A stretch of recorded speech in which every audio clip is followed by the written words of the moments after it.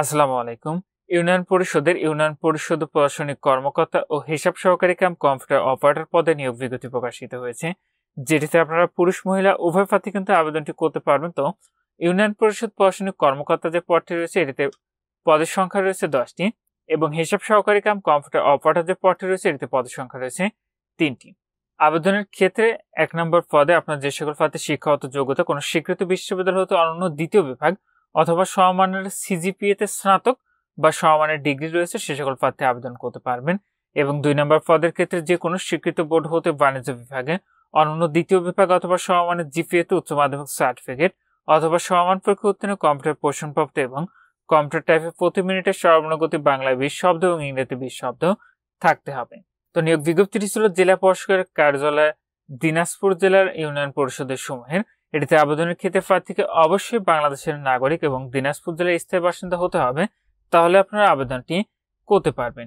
এবং বিবাহিত মহিলা প্রার্থীর ক্ষেত্রে স্বামীর স্থায়ী ঠিকানাটি আপনারা অনলাইন আবেদন ফর্মে উল্লেখ করবেন। এটিতে আবেদনের ক্ষেত্রে আপনার যে বয়স নির্ধারণ করা হয়েছিল সেটি হল 13 নভেম্বর 2025 খ্রিস্টাব্দ তারিখে সর্বনিম্ন 18 বছর এবং সর্বোচ্চ 32 বছরের মধ্যে হতে হবে, তাহলে আপনি এটিতে আবেদনটি করতে পারবেন। তো এটির আবেদনটি ইতিমধ্যে 14 অক্টোবর 2025 খ্রিস্টাব্দ তারিখ সকাল 10টা থেকে শুরু হয়েছে। আবেদনটি শেষ হবে 13 নভেম্বর 2025 খ্রিস্টাব্দ তারিখ বিকাল 5টায়। এটিতে আপনার যে পরীক্ষার ফিটি নির্ধারণ করা হয়েছিল সেটি হলো 112 টাকা, যেটি আপনি টেলিটক প্রিপেইড মোবাইল নাম্বার থেকে SMS এর মাধ্যমে এই ফিটি পরিশোধ করতে পারবেন। আর প্রবেশপত্র প্রাপ্তির বিষয়টি পরবর্তীতে আপনার মোবাইলে SMS এর মাধ্যমে জানিয়ে দেবে। তখন আপনার নির্ধারিত ওয়েবসাইট থেকে পরবর্তীতে আপনাদের প্রবেশপত্রগুলো কিন্তু ডাউনলোড করে নিতে পারবেন।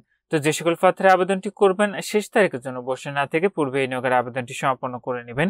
আর আপনি আবেদনের ক্ষেত্রে নিয়োগ বিজ্ঞপ্তি আবেদনের লিঙ্কটি পেতে অবশ্যই কমেন্ট করবেন। নিয়োগ বিজ্ঞপ্তি আবেদনের লিঙ্কটি আপনাদেরকে দিয়ে দিব।